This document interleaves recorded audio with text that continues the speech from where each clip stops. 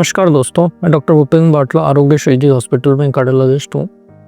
आज हमारा डिस्कशन का टॉपिक है कि हार्ट अटैक के मरीजों में क्या सिम्टम होते हैं, क्या साइंस होते हैं और उसको किस तरह से प्रिवेंट किया जा सकता है। ये चीज़ बहुत इंपॉर्टेंट है क्योंकि हार्ट अटैक आजकल ये बढ़ता जा रहा है और इवन यंग लोगों में भी हार्ट अटैक होता है। वास्तव में हार्ट अटैक में क्या होता है कि हार्ट अटैक में जो ब्लड वेसल्स हैं जो कि हार्ट को ब्लड देती हैं उनमें ब्लॉकेज हो जाता है। अगर ब्लॉकेज 90% 100% होता है तो ऐसी स्थिति में मरीज को गंभीर हार्ट अटैक पड़ सकता है। इसके कारण क्या होते हैं, तो इसका कारण अगर हम देखें तो एक तो ब्लड प्रेशर वाले जो मरीज हैं, शुगर वाले जो मरीज हैं, उनमें हार्ट अटैक होने का रिस्क ज़्यादा होता है। कुछ लोग होते हैं जो मोटापे से ग्रसित होते हैं, तो ये भी एक सीरियस कारण है जिससे हार्ट अटैक हो सकता है।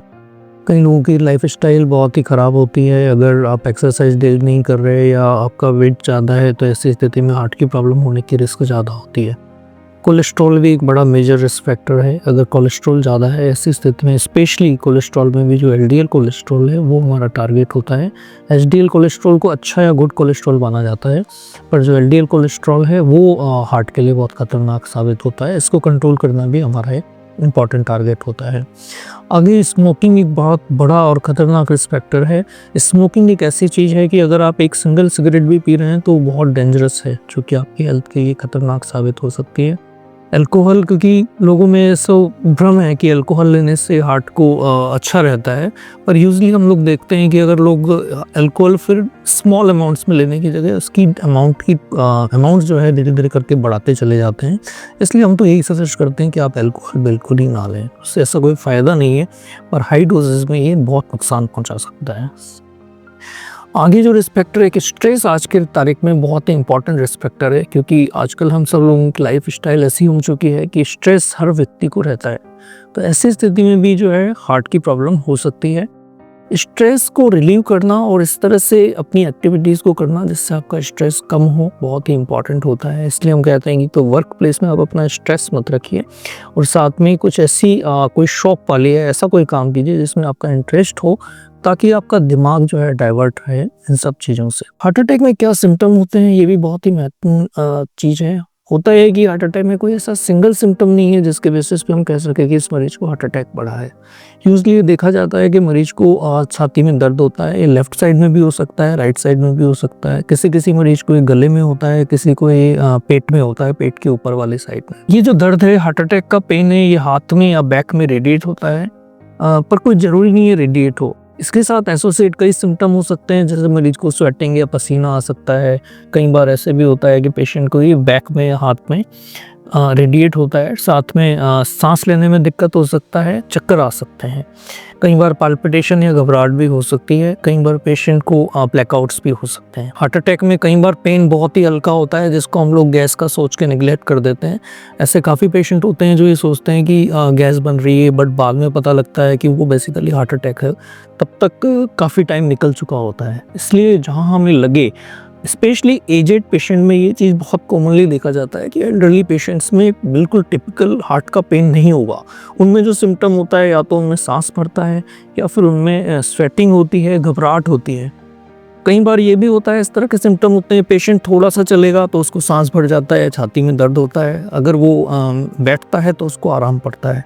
इसको टिपिकल एंजाइनल सिम्टम बोला जाता है और ये भी एक हार्ट की डिजीज़ का, हार्ट अटैक का साइन होता है। और कौन कौन से सिम्टम हो सकते हैं? एक ब्रेथलेसनेस बहुत ही कॉमन और इम्पॉर्टेंट सिम्टम है। कई बार हम ब्रेथलेसनेस या सांस की दिक्कत होती है, हम सोचते हैं पल्मोनरी या लंग्स की डिजीज़ की वजह से है, पर कई बार हार्ट का बहुत ही इंपॉर्टेंट सिम्टम होता है सांस की प्रॉब्लम।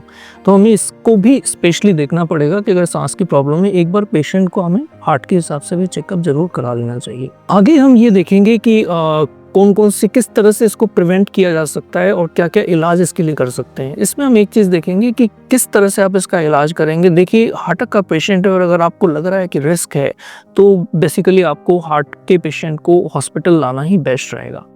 फिर भी हम ये कह सकते हैं, अगर आपके घर में डिस्प्रिन की टैबलेट है तो सेफली आप डिस्प्रिन की टैबलेट दे सकते हैं। अगर पेशेंट को कोई ब्लीडिंग वगैरह की हिस्ट्री नहीं है तो एक टैबलेट आती है आइसोडेल या सॉर्बिट्रेट 5 mg की आती है, जीभ के नीचे आप रख सकते हैं। उससे भी आपको थोड़ा सिक्योरिटी हो जाएगी, पेन थोड़ा सा कम हो जाएगा। पर वास्तव में हार्ट की दिक्कत है कि नहीं है, इसका डायग्नोसिस बहुत ही इंपॉर्टेंट होता है, ताकि हम इंजेक्शन वगैरह स्टार्ट कर सकें या उसका प्रॉपर ट्रीटमेंट किया जा सके। इसलिए सजेस्ट किया जाता है कि आप प्राइमरी ट्रीटमेंट लेके एक बार हॉस्पिटल में ज़रूर आइए, चाहे वो दिन हो या रात हो, इसमें वेट नहीं करना चाहिए। अपनी डाइट में आप किस तरह से चेंजेस कर सकते हैं या क्या कर सकते हैं जिससे हार्ट की बीमारी होने की रिस्क आपकी थोड़ी कम हो जाए? इसके लिए हम कहेंगे कि आप अपनी डाइट में फ्रूट और वेजिटेबल्स को बढ़ाइए। अपनी डाइट में आपको ऑयल, नमक ये कम लेना है। ऑयल्स के बारे में भी हम ये सजेस्ट करते हैं कि कोई फिक्स ऑयल, घी वगैरह तो बिल्कुल अवॉइड करना चाहिए। घी भी और जो ऑयल है उसको भी हम चेंज करके लेना चाहिए। चेंज करने का मतलब है कि आप कुछ टाइम सरसों का तेल ले लें, जैसे 2-3 महीने, फिर कुछ टाइम ऑलिव ऑयल ले सकते हैं, राइस ब्रान ऑयल ले सकते हैं, मूंगफली का तेल ले सकते हैं, सोयाबीन का तेल ले सकते हैं, सूरजमुखी का तेल ले सकते हैं। चेंज करके इससे क्या है, आपकी बॉडी की डिमांड भी इसके हिसाब से पूरी होगी। रिफाइंड ऑयल लेना थोड़ा सा बेटर रहता है, पर घी और डालडा तो हम लोग अवॉइड करने के लिए कहते हैं। बटर भी आप लोगों को कम से कम लेना चाहिए। 1-2 चीज़ें, जैसे नमक आप कम लीजिए, जैसे कि चीनी आप लोग कम लीजिए। ये भी कई बार ब्लड प्रेशर वगैरह और शुगर को बढ़ा के और एक तरह से हार्ट की प्रॉब्लम को बढ़ा सकते हैं। इसमें रिस्क फैक्टर कौन कौन से हैं? तो कुछ मरीज जिनमें कि किसी को पहले लकवा वगैरह की डिजीज़ हो चुकी है या पेरिफेरल आर्टरी डिजीज़ है, पैर में जिसकी दिक्कत रहती है, तो ऐसे मरीजों में हार्ट की प्रॉब्लम होने का रिस्क भी ज़्यादा रहता है। अगर कोई मरीज़ है ब्लड प्रेशर या डायबिटीज़ का है, तो ऐसे मरीजों में भी स्पेशली हार्ट की प्रॉब्लम होने की, हार्ट अटैक होने का रिस्क ज़्यादा होता है। स्पेशली जो शुगर के मरीज़ हैं, उनमें हम देखते हैं कि शुगर अगर किसी मरीज़ को है तो उसको कंट्रोल रहना बहुत ज़रूरी है, क्योंकि शुगर जितनी ज़्यादा, शुगर अपने आप में ही एक रिस्क फैक्टर है, उसमें भी अगर अनकंट्रोल शुगर है तो वो एक बड़ा रिस्क फैक्टर है। शुगर का कंट्रोल रहेगी तो जो आपके हार्ट की डिजीज़ है वो मतलब आपको ड्यूरेशन थोड़ा सा ज़्यादा मिल जाएगा और रिस्क थोड़ा कम होगा। अगर शुगर अनकंट्रोल रहेगी तो फिर रिस्क भी कई गुना बढ़ जाता है, क्योंकि हमने देखा है कि एंजियोग्राफी वगैरह में हम देखते हैं कि जो शुगर वाले मरीज हैं उनमें जो हार्ट की डिजीज़ है वो ज़्यादा क्रिटिकल होती है, मल्टी वेसल होती है, उसमें कई सारी नाड़ियाँ इन्वॉल्व होती हैं और ऐसे मरीजों में बाईपास कराने का भी ज़्यादा वो रहता है। एक चीज़ और कहूँगा कि अगर किसी को हार्ट अटैक है तो उसको सीरियसली लिया जाए और प्रॉपर ट्रीटमेंट, इंजेक्शन और दवाइयाँ वगैरह देते हैं। उसके अलावा मरीज की एक एंजियोग्राफी की जांच होती है, वो जांच हम करके देखते हैं कि किसी नाड़ी में कोई ब्लॉकेज तो नहीं है। अगर उसमें कोई सिग्निफिकेंट ब्लॉकेज निकलता है, इसलिए हम ब्लॉकेज को इस तरीके से देखते हैं। अगर 70% से कम ब्लॉकेज है तो मेडिसिन पे रखा जाता है। अगर ब्लॉकेज 70% से ज़्यादा है, 1 या 2 वेसल में ब्लॉकेज है और ऐसा लगता है कि एंजियोप्लास्टी की जा सकती है, तो हम लोग एंजियोप्लास्टी करके उसको नाड़ी को खोल देते हैं और उसमें एक स्टेंट डाल देते हैं। इसके आगे हम लोग देखते हैं कि अगर उसमें मल्टी वेसल ब्लॉकेज हैं, कई सारे ब्लॉकेज हैं और ब्लॉकेज इस तरह के हैं कि उनको स्टेंट डाल के खोलना थोड़ा मुश्किल है या पॉसिबल नहीं है, तो फिर ऐसी स्थिति में बाईपास एक बेटर ऑप्शन होता है और मरीज का बाईपास ऑपरेशन करके उन वेसल्स में एक नया ग्राफ्ट लगा दिया जाता है। एक तरह से आप जोड़ के नया रास्ता जोड़ दिया जाता है। जो एंजियोप्लास्टी है उसमें उसी नाड़ी को नॉर्मल करके एक स्टेंट डाला जाता है, जबकि बाईपास में उस नाड़ी को वैसे ही छोड़ के उसमें एक नया ग्राफ्ट जोड़ देते हैं, जिससे कि एक नया ब्लड का सर्कुलेशन चालू हो जाता है। इसके बाद भी अगर एंजियोग्राफी या एंजियोप्लास्टी बाईपास के बाद भी मरीज को पूरी लाइफ मेडिसिन तो खाना ही होता है। जो प्लास्टिक के बाद ये ज़रूरी है कि स्पेशली आपको पहले 1 साल तो बहुत ध्यान रखना होता है। और एक बात आप लोग ये हमेशा ध्यान रखिए कि अगर एक बार हार्ट का मरीज़ है तो वो पूरी लाइफ के लिए हार्ट का मरीज़ होता है। उसको अपने सारे प्रिवेंशन भी करने होंगे, सारी दवाइयाँ भी खानी होंगी। शुरू में 1 साल दवाइयाँ ज़्यादा चलती हैं, 1 साल के बाद दवाइयाँ कम हो जाती हैं। उसके बाद धीरे धीरे हम कम कर सकते हैं, पर ऐसे मरीजों को पूरा लाइफ जितना ही ध्यान रखेंगे। ये चीज़ हमने बहुत कॉमनली देखा है कि ऐसे जो मरीज होते हैं जो कि अपना ध्यान रखते हैं, टाइम से दिखाते हैं, टाइम से दवा खाते हैं, वो ज़्यादा रिलेटिवली हेल्दी रहते हैं, ज़्यादा टाइम जीते हैं। और ये चीज़ हमने देखी है कि जो मरीज दवाई वगैरह में कर दिया, खा ली, कभी नहीं खाई, अपनी इच्छा से चलते हैं, ऐसी स्थिति में ऐसे मरीजों में रिस्क भी ज़्यादा होता है।